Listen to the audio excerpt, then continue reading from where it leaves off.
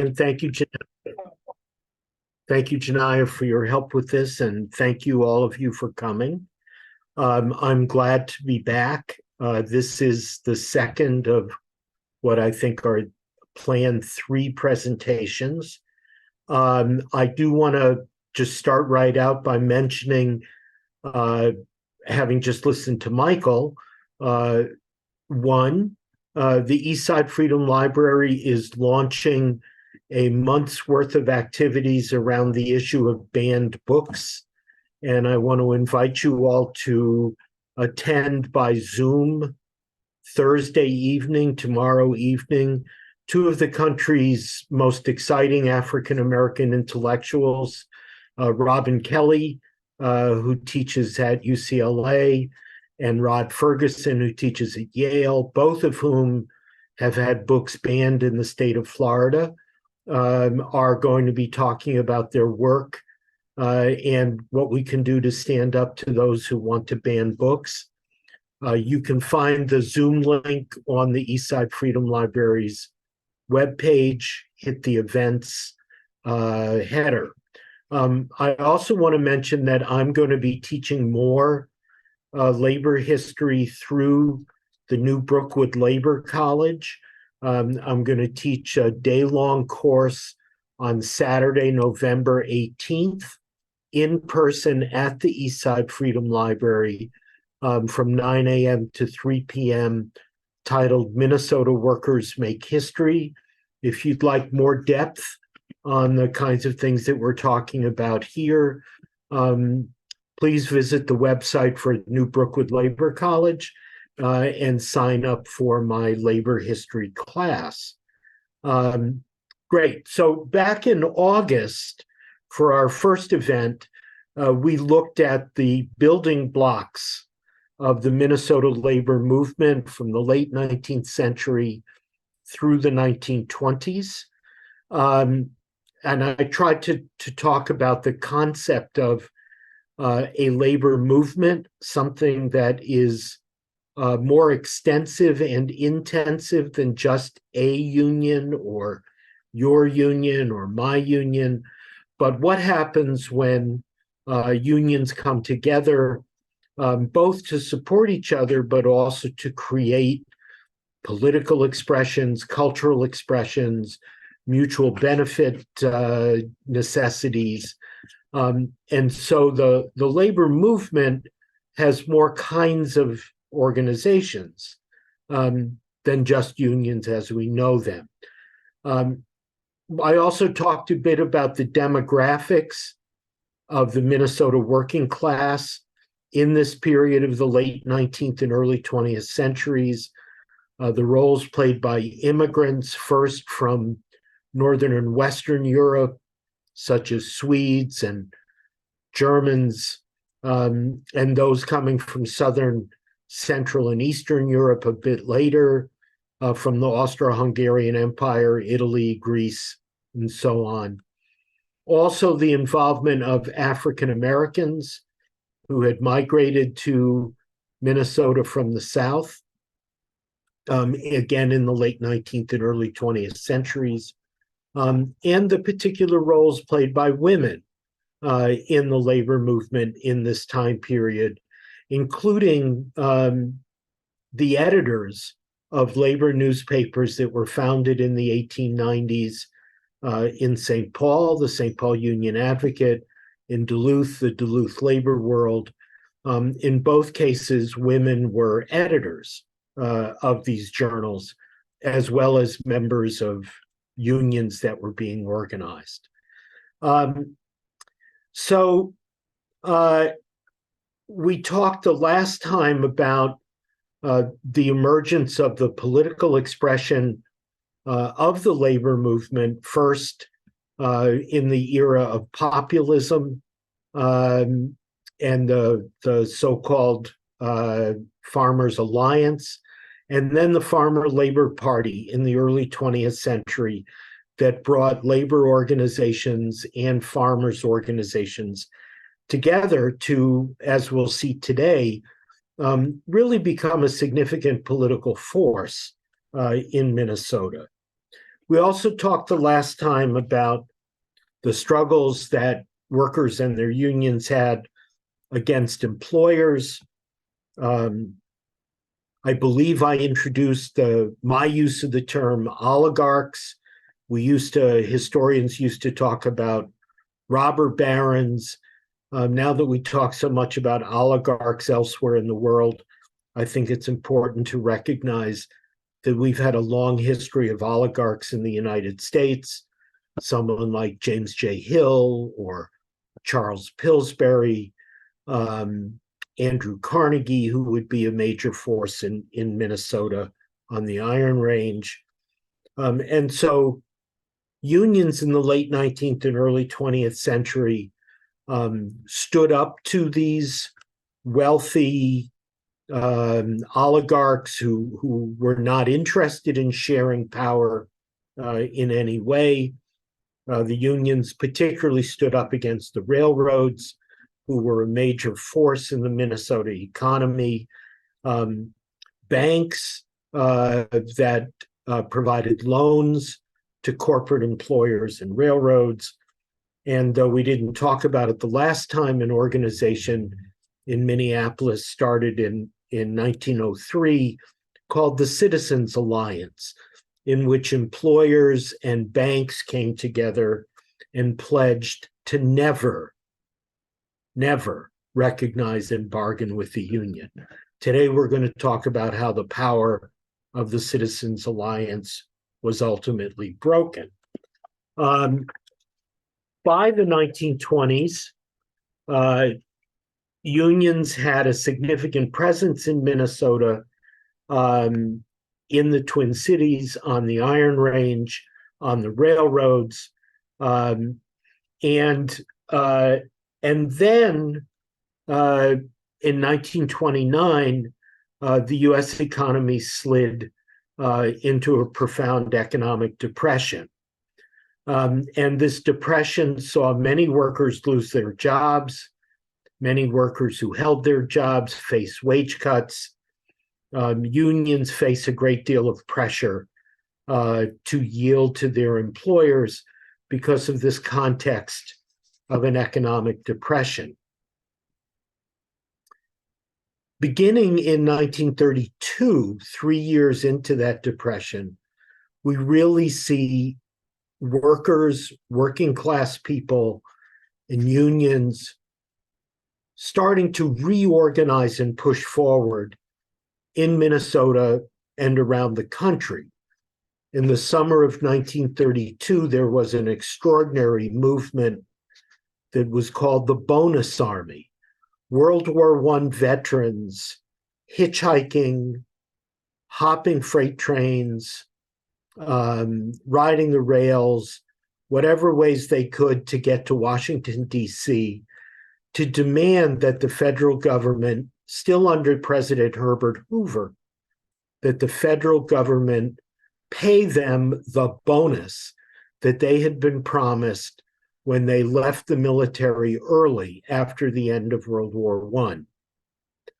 President Hoover sent General Douglas MacArthur and the American military to drive these veterans out of Washington. They had pitched tents, created a shanty town outside of Congress, calling for the payment of this bonus that they had been promised. And MacArthur used tear gas, clubs, drove these World War I veterans out of Washington, D.C., south into Northern Virginia or north into Maryland, but drove them out of Washington, D.C. This really sealed the fate of President Hoover. And in the fall of 1932, Franklin Delano Roosevelt, who had been governor of New York State, Roosevelt would be elected in a landslide to replace Hoover. And Roosevelt came into office not with a fully fledged plan that would become called the New Deal, but with the commitment, in contrast to Hoover, that the government had a responsibility to help people who faced hard times. And as we'll see, this would become more fleshed out over the course of the 1930s. But at least this idea that the government must act. And veterans who had been tear gassed and beaten in Washington returned to their homes and threw themselves into union organizing and urged their neighbors and families to join in as well. In the fall of 1933, this nascent union organizing would get a big shot in the arm from Minnesota. Not here in the Twin Cities, but in that town that many of us are familiar with, Austin, the home of the Hormel Meatpacking Company. And in early November of 1933, workers in the Hormel plant launched the first sit-down strike by workers in American history. They went on strike and chose to stay in the plant rather than put up a picket line around the plant and find themselves in the situation of having to fight against desperate unemployed workers who needed jobs. Instead, they decided to hold hostage the beef, the pork, the poultry meat that was already carved up and in coolers in the plant. And they had created a new union, a union with the fascinating name Independent Union of All Workers, the IUAW. And the architect of the Independent Union of All Workers was a character named Frank Ellis. And Ellis had come out of St. Joseph, Missouri, had participated in meatpacking strikes there in the early 20th century, had been a member for a time of the IWW, the Industrial Workers of the World, and eventually settled in Austin, where he inspired his fellow workers to organize this Independent Union of All Workers. They invited, while they were engaged in their sit-down strike, they invited the company's management, led by J. Hormel himself, to come into the plant for bargaining sessions. And every time management rejected a proposal from the workers, the word went out in the plant, and everyone in the room where the bargaining was taking place began to realize that it was getting warmer in the room. And so what was happening was the workers controlling the cooling system would turn down the cooling mechanisms whenever management said no. The strike took 3 days, and Mr. Hormel and corporate management gave in to most of the workers' demands. And the demands were remarkable. There was certainly the demand for the right to collective bargaining, the demand for a payment system that would level out workers' wages from times of the year, such as the fall, when they had a lot of overtime to work, to time when there weren't many animals coming to the plant and therefore not much work to do. And the workers wanted a standard weekly wage, which they won. They also wanted a 52-week notice if they were to be laid off. And management gave in. They agreed that they could not lay anyone off without giving him or her a year's advance notice. This was really remarkable in 1933. And the Independent Union of All Workers went out from the Hormel plant to spread union organization. They spread it to other meatpacking plants in the upper Midwest. They spread it to manufacturing plants in Albert Lea. They spread it to department stores. They successfully unionized Sears in Austin, Minnesota. They successfully organized Woolworths in Austin and Albert Lea. The union had a marching band, and they would march and serenade workers on strike in different parts of the city. And what happened in Austin spread to South St. Paul, and from South St. Paul, where the big meatpacking plants were, spread to Minneapolis and St. Paul. And in Minneapolis, Teamsters, seeing what workers had done in Austin, began to organize and threaten to strike themselves. In February of 1934, truck drivers and helpers and warehouse workers who delivered coal to people's homes and apartments and to businesses went on strike. February is a good time, a strategic time, to go on strike if you're delivering coal. The strike lasted barely a week, and the employers gave in. And the word spread to other truckers, warehouse workers, and helpers in Minneapolis. And they proceeded to organize a citywide strike in June of 1934 that lasted 3 weeks, ended in July. Management gave in, but no sooner did the workers go back to work than management began to chisel on what they had agreed to in contract terms. As a result, in August of 34, more than 10,000 workers went on strike across Minneapolis for the right to collective bargaining, for rational payment systems, for job security.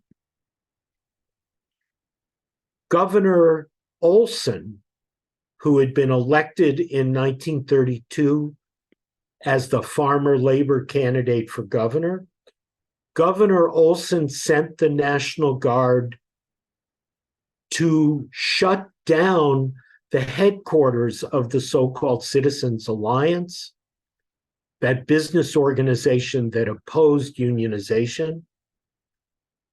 And Olson, together with President Roosevelt, who ordered the Reconstruction Finance Corporation to inform Minneapolis banks that if they continued to deny loans to businesses that did recognize a union, that the Reconstruction Finance Corporation would call in the loans that the federal government had sent to those banks. And so the banks backed off, businesses settled. People began to refer to this as the strike that made Minneapolis a union town. But that didn't happen automatically. And it's interesting to see the ways that the Austin strike and the 3 Minneapolis Teamsters strikes inspired other workers to organize. Minneapolis and St. Paul became a hub for the Brotherhood of Sleeping Car Porters, a largely African-American union, largely men, who worked on moving trains, serving passengers who were renting Pullman cars, sleeping cars. Frank Boyd, who was the primary organizer of the Brotherhood of Sleeping Car Porters, became a close associate in the 30s and 40s of A. Philip Randolph, the president of the union nationally, and Martin Luther King Jr. And in fact, Boyd in the mid 1950s would actually introduce Martin Luther King Jr. to A. Philip Randolph, a relationship that would then inform the great 1963 March on Washington. The Brotherhood of Sleeping Car Porters Union also had a very active women's auxiliary, and the national president of the women's auxiliary, a woman named Carrie McWatt. That Carrie McWatt lived in St. Paul, and her son Arthur would become a math teacher at Central High School, a civil rights activist in the Twin Cities, the author of an important book, The Crusaders, about the history of civil rights in Minnesota.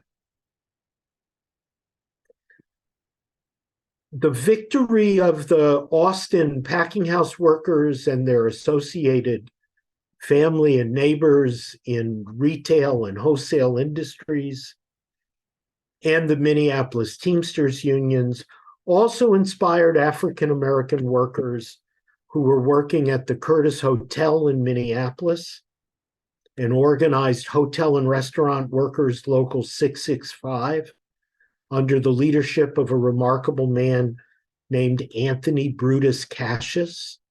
And they became one of the best organized hotels in the Twin Cities in the state of Minnesota. And the organization spread to women workers, and there was a strike in 1935 at the Strutware knitting plant in downtown Minneapolis, where when management threatened that they were going to shut the plant and move the machinery to Nebraska, the Teamsters Union showed up and said, "You're not moving any of this machinery. You're going to bargain with these workers." And the women at Strutware became one of the first industrial groups of women to be unionized in the Twin Cities. Union organization began to spread regionally, and the corridor from Fargo to Omaha was organized both by the Independent Union of All Workers and by the Teamsters, building a strong union spine through the Midwest and then reaching outwards into the Dakotas, into Minnesota, Wisconsin, and Iowa. And most interestingly, perhaps, all of this energy and activism led President Roosevelt and the Democrats in Congress to come together in 1935 and pass a new federal law called the National Labor Relations Act that provided ground rules for union organizing and provided a federal agency with regional wings, the National Labor Relations Board with regional labor boards, to enforce the rules of the National Labor Relations Act. Unfortunately, the National Labor Relations Act excluded three groups of workers. It excluded farm workers, it excluded domestic workers, and it excluded public employees. So public employees were really not yet part of the picture. And I'll come to that in just a moment. All of this activity and these responses by the government led to a new, really, concept of how American capitalism should operate and the roles that government should play, pressured from below by all of this union organizing and influenced intellectually by the writing of a book by a British economist named John Maynard Keynes, which led to the adoption by the Democratic Party in the United States of a macroeconomic philosophy, strategy that would become called Keynesianism, eventually called demand-side economics, with the idea that the government had a responsibility to boost demand at times when unemployment was high, and that unions and employers had a responsibility to make workers meaningful consumers so that they too could generate demand. And that through demand from workers, demand from the government to build highways, to build schools, to build hospitals, to generate jobs programs, that all of this together would generate economic growth by relying on increasing demand. Over the course of the 1950s and 60s and into the middle 1970s, this worked pretty well. Unions grew, workers experienced economic stability. For those people who like to say, and I'm not one of them, but for those people who like to say unions built the American middle class, this is the period they're talking about, the 50s, 60s, and early 70s. Interestingly, it's in this period that in Minnesota, the Farmer Labor Party merges with the Democratic Party in 1944 to become the Democratic Farmer Labor Party under the leadership of Hubert Humphrey. And really, Minnesota becomes a kind of model for how Keynesian economics, demand-focused economics, and union recognition and bargaining with unions could provide a basis for what Time magazine in 1970 would say, Minnesota, where the good life is there to stay. Unfortunately, of course, it would not be there to stay, which is why we're here. So public employees, as the government sector of the economy grew at the municipal level, grew at the state level, grew at the federal level, public employees began to say, didn't Keynesian economics say a rising tide lifts all boats? Our boats don't seem to be in that tide. It's time for public employees to gain the recognition, the respect, and the compensation and economic security that our sisters and brothers in the private sector have managed to gain for themselves. In 1946, St. Paul teachers went on an illegal strike for 2 weeks. The teachers complained that not only were they being underpaid, but the school system was not even providing textbooks or sufficient toilet paper for the teachers and their students. This strike really shook the structure of public education in St. Paul, throughout Minnesota, and it had reverberations around the country. Some of those demands were met. The Minnesota legislature in 1947 would pass a law requiring school boards around the state of Minnesota to provide textbooks. As I dug into this, I was shocked that public schools in Minnesota had not been required to provide textbooks prior to 1947. It was teachers, public employees, who forced that change. In 1970, Minneapolis teachers would launch a strike and stay out for 2 weeks.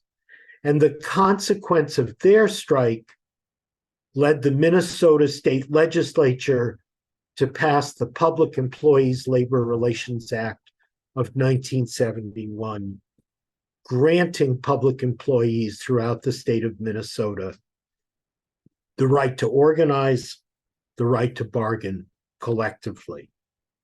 So we begin to see public employees now part of this labor movement.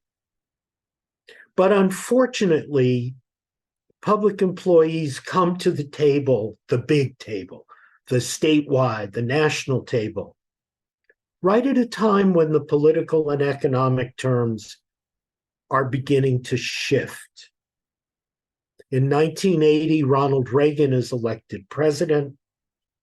And in 1981, when 14,000 professional air traffic controllers went on strike, Reagan argued that they did not have the right to strike, and he fired all of them and waved a kind of checkered flag to employers that the time had come to move away from Keynesianism, to move away from government that protected the rights of working people, and to move into a more dog-eat-dog kind of environment that would ultimately get the big name neoliberalism. And it really meant the return of relying on the market and looking at the market as a place where prices should be driven down. The prices of energy, the prices of raw materials, the prices of taxes, and the prices of the wages of workers. And Reagan's firing of the air traffic controllers signified a sea change in the way the American economy would work and the roles that unions would be able to play within that economy.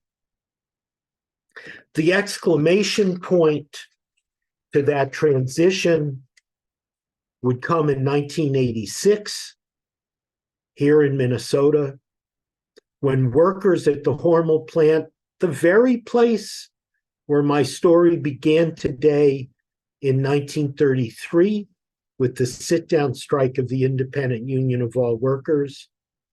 In 1985, Hormel workers went on strike. Let me give just a little bit more background. In 1977, Hormel management announced that the Austin plant had become hopelessly outmoded and outdated, and they wanted to tear it down, and that they wanted to build a new plant. But management came to the city of Austin, the state government of Minnesota, and local P9 of the United Food and Commercial Workers Union, the union in the Hormel plant, and said to each of those entities, we're going to tear down the old plant. We want to build a new plant. What will you give us to build the new plant in Austin rather than somewhere else in the country where we might get a better deal? And there were certainly people in Austin who wanted to grab management by the throat and say, you've been making a profit here since the 1890s. How dare you threaten us like that? But everybody scrambled. Reagan had already sent a message in 1981. And the city of Austin said, if you'll build the plant in Austin, we won't charge you any property taxes for 10 years. And the state of Minnesota said, if you'll build the plant in Austin, we'll rebuild Interstate 90, and we'll build new entrance and exit ramps so that livestock and product can be moved in and out of the plant. And United Food and Commercial Workers Local P9 said, we'll take a wage cut for 10 years, a wage freeze for 10 years if you'll build the plant here. This is really the essence of neoliberalism. Corporate management making local government, state government, and workers and unions give in to their demands just so they'll continue to do business. And so Hormel management said, it sounds like a good deal. We'll take you up on it. We'll build a new plant. When the new plant opened in 1982, the workers discovered that it was a nightmare.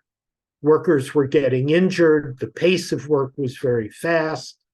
The ways knives were sharpened went from workers using feathering stones, knowing what they were doing, to mechanized, automatized knife sharpening. There was an epidemic of carpal tunnel and back injuries. Workers were being made miserable. And in 1984, when the company opened negotiations with the union on the new contract, and the union came in a collective bargaining, expecting that after having had a 7-year wage freeze, management would be proposing an increase. And lo and behold, management demanded a 23% wage cut. And the workers were infuriated. They elected a new, younger generation of leaders to lead the local. They went on strike in August of 1985. They sent pickets to 8 other Hormel plants around the country. And then in January of 1986, management announced that they were going to reopen the plant and hire what they called permanent replacements. That is, they would fire the workers who stayed on strike and replace them with desperate workers, many of them displaced from agriculture in Minnesota in the farm crisis of the 1980s. In late January of 1986, Governor Rudy Perpich, a DFL governor, sent the National Guard to Austin to open up local P9's picket lines and allow replacement workers to come in and take their jobs. It's quite an indication of the shift in the political climate that in the 1930s, Governor Floyd Olson used the National Guard to protect Teamsters' rights. And I didn't mention, but in 1959, Governor Orville Freeman, during a meatpacking strike in Albert Lea at the Wilson plant, that Governor Freeman sent the National Guard to Albert Lea to close the plant rather than open the picket lines and let in replacement workers. But Governor Rudy Perpich sent the National Guard to break the strike. This is not to say Perpich is a particularly or was a particularly bad guy or a sellout. It's to see how the political climate had changed. And so by the middle 1980s, the American labor movement, both private sector and public sector, school teachers, state employees, meatpacking workers, steel workers, are confronted by a new overarching structure of the economy, again called neoliberalism. And we would see from the 1980s to the 2010s, the percentage of American workers unionized, the ability of American workers to get a fair share of their productivity increases, the ability of workers to experience economic security. All the charts and graphs would show us a downward slope from the 1980s to the 2020s. And when I see you all again, hopefully, I think in December, we will talk about this period of neoliberalism, how the unions had the rug pulled out from under them, but also how we begin to see exciting new developments in the era of the pandemic. And if we are indeed in the post-pandemic, in the eras of the pandemic and the post-pandemic. I believe that we are indeed coming out of neoliberalism. It's not clear to me yet what's going to take its place. My goal is to make sure that workers and unions have a strong voice in how our economic system should be shaped in the present and future. And I think a way to be prepared for those debates and conversations is to understand our own history better.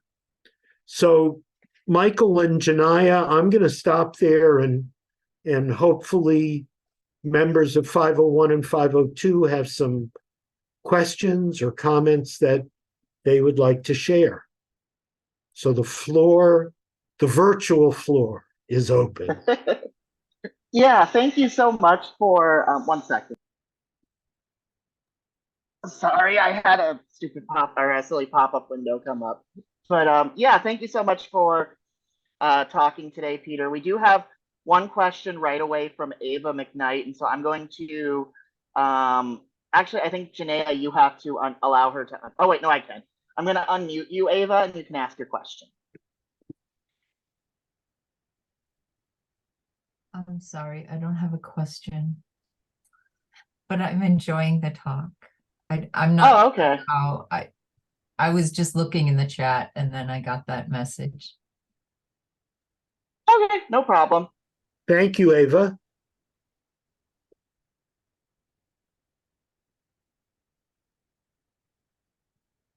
Right now, we're not getting any questions. There was one request for links. So we did post those links, and we'll send them again after. It looks like Larry has a question, so I'll unmute him here in a second. If he doesn't answer, if he doesn't have a question, I do have one. So good. Okay. Can you hear me now? Yes, sir. Yes. Okay.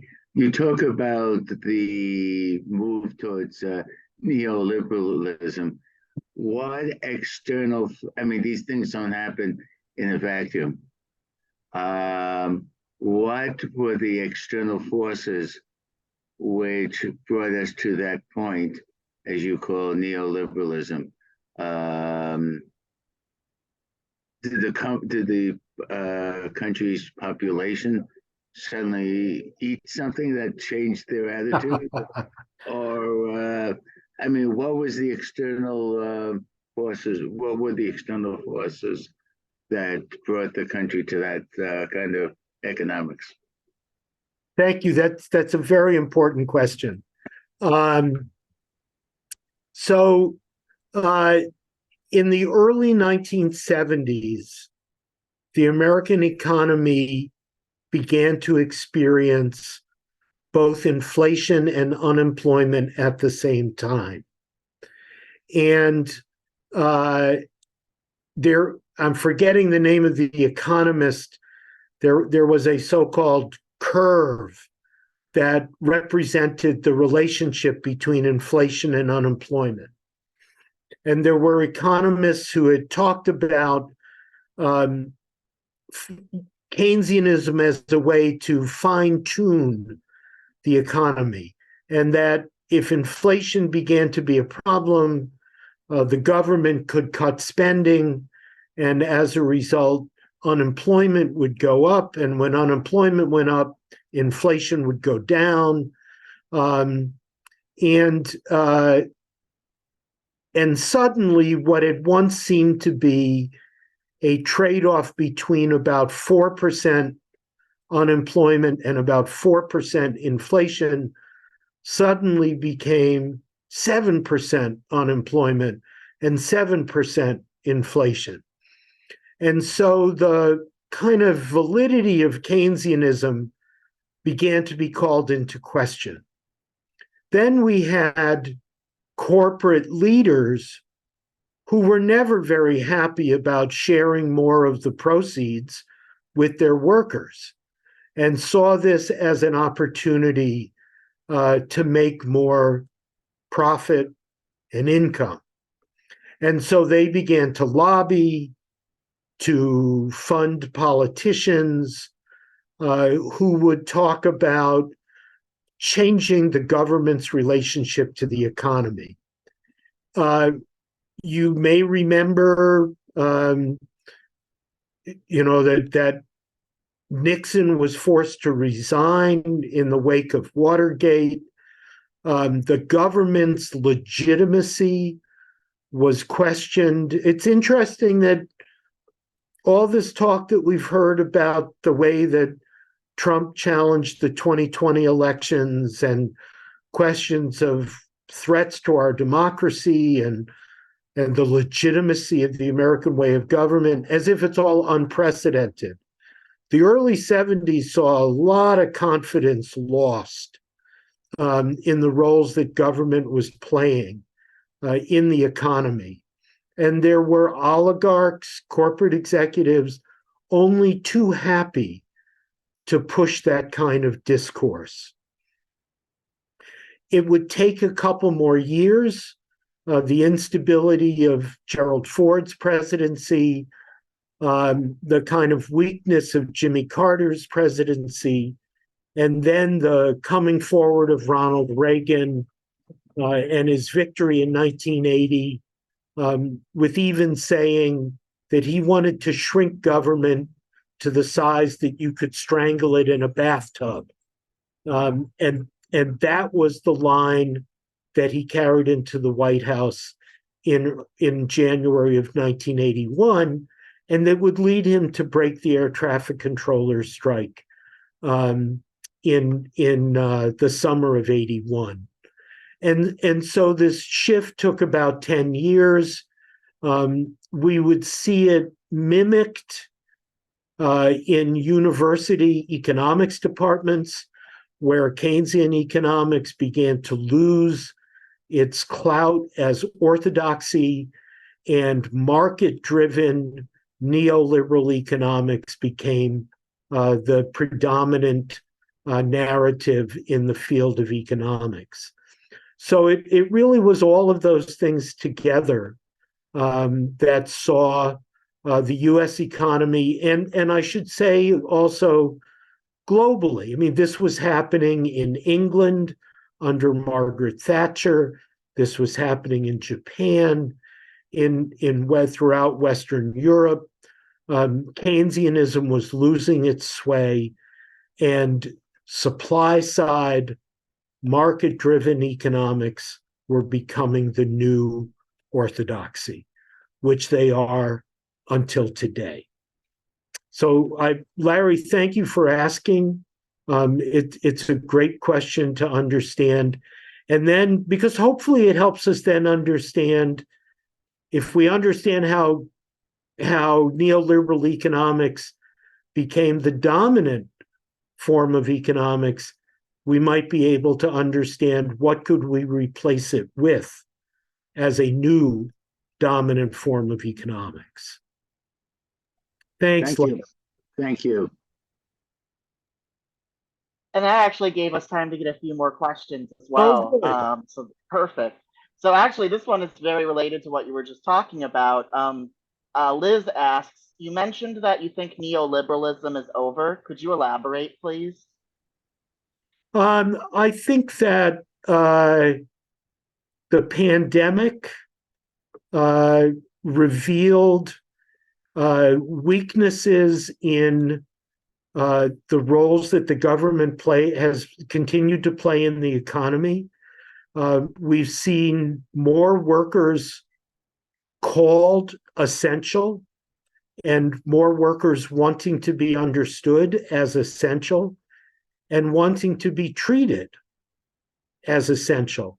And so your grocery store worker or your migrant farm worker, let alone your personal care assistant or nurse or teachers, that if we're shifting the way we're thinking about how important workers and human labor is, then we can begin to build up from that to ask, now, what kind of economic system do we need that, instead of asking first, how cheaply can we get something done, that we can ask, how well can we get something done? And how can we work collaboratively with the workers who are providing it? I think as we're seeing the kind of challenges that the global economy has been struggling with, from the supply chain to the rise of China. The whole global economy seems to be, if not in chaos, at least in some bit of disarray. And I think that this realization and language of seeing working women and men as essential is the key building block to how we begin to move to a new way of thinking about an economic system. I hope, Liz, that addresses your question at least somewhat. Thank you. There's also a note that the economist's name that you were looking for was Arthur Laffer. Yes, the Laffer, yes, the Laffer curve, yeah. And Phillips the comments curve. also notes that oil shocks were a big part of the shift as well. Yes, yeah. I mean, but this kind of runaway inflation, I don't know if I'm the oldest person in this conversation today, but I remember when people were looking at mortgage rates of 20% and said, well, we can't possibly have a housing market that inflation has completely run away from our control. How do we get it back under control? But your mentioning of Laffer reminds me then that the curve of inflation and unemployment was called the Phillips curve. I don't think any relationship to the Phillips screwdriver, but the Phillips curve. But Laffer became the guy that pushed supply side economics to replace demand side economics. So, Michael, what was your question? Well, I actually have a few more questions to get through, so I figure I'll give attendees the chance. Brent Linder notes that I believe it was called stagflation. Stagflation. And then we have an anonymous attendee who's asking, what are your thoughts on the theory that inflation is being artificially generated now and coincides with some business leaders wanting higher unemployment, so workers will have to accept jobs with lower wages and less representation out of desperation? I think that I wouldn't say that inflation is being artificially generated. Businesses are raising their prices. I don't think that rising wages are the cause of inflation. I think that businesses, whether they are oil companies or automobile manufacturers or UPS, business leaders are choosing to raise their prices first and foremost to make more profits in the short run. If a collateral consequence of that is that it leads governments such as the Federal Reserve to raise interest rates in order to promote unemployment, that strengthens the hand of the very same business leaders who started the cycle of rising prices in the first place. And they will then benefit a second time around by being able to reduce their workers' wages or increase their workers' workloads because they'll say that it's necessary in the face of inflation. So it's been frustrating to watch the media so easily put the blame for inflation on workers' wages. The wages are always lagging behind and desperately trying to catch up. When the United Auto Workers come out and say, we want a new contract that gives us a 46% wage increase over the next 4 years, it's not that they're greedy, it's that they've crunched the numbers, and the 46% would allow them to catch up to how far they had fallen behind since the recession of 2007, 2009. So the workers are always running to catch up. I can definitely say on the negotiator side, that was partly how we based our initial opening offer to management, was to try to catch up to that. Unfortunately, we didn't get that opening offer for a lot of reasons, but it is, I think, something, to your point, our wages are always lagging behind. And it's something we have to continue to fight for as a union. We actually do have to, I actually can ask my question now because everyone else is done. Okay. I was just curious, you mentioned something, if I remember hearing you correctly, about how you weren't really like a big believer in the idea of like unions building the middle class. And I was a bit curious if you could talk about that more. Well, I think that I'm a labor historian.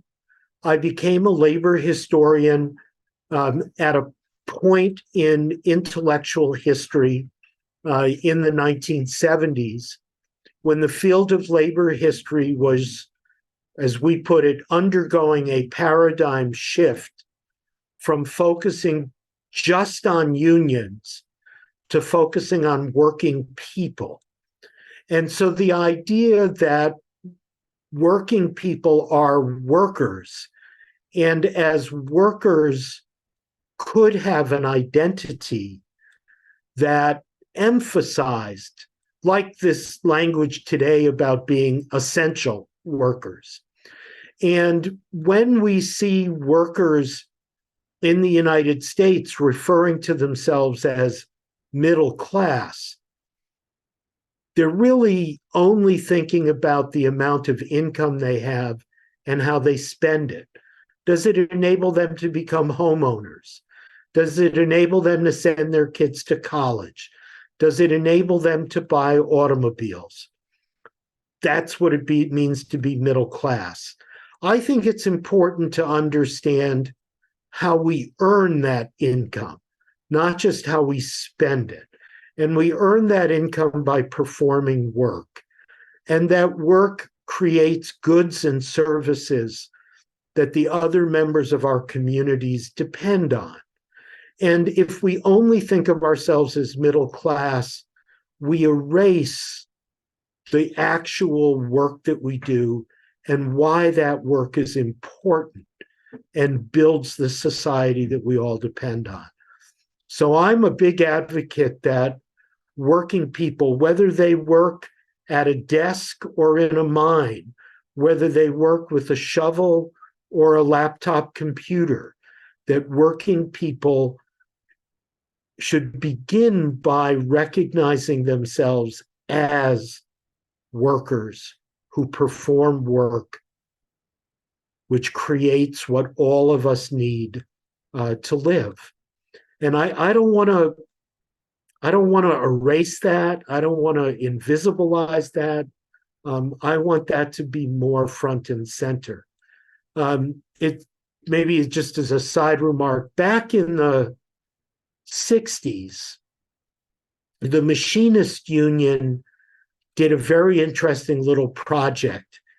They asked all of their members to participate in a survey where they would watch TV and keep track of the occupations of the characters on TV shows. And then the union was going to aggregate that data.